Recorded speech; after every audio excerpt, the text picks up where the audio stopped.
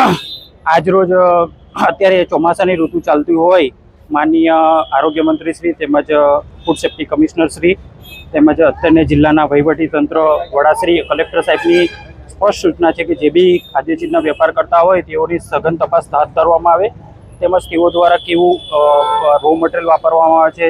જે તૈયાર ખોરાક છે કેવી રીતે સાચવવામાં આવે છે તેની પૂરતી એ લોકો જાળવણી કરીને ગ્રાહકને યોગ્ય રીતે પીરસવામાં આવે છે કે નહીં તે તમામની અત્રે જિલ્લા વહીવટ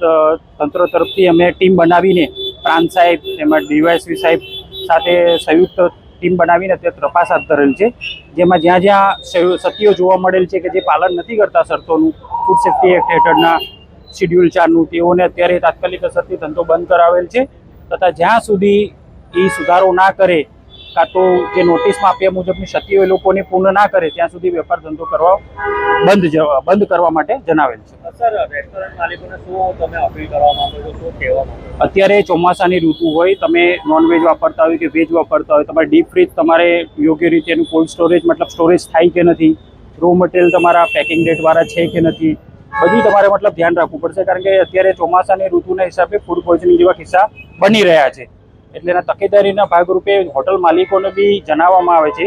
કે તમે તમારા માણસોને ટ્રેનિંગ આપો, એને સમજણ આપો અને તમારી પેઢીમાં તમે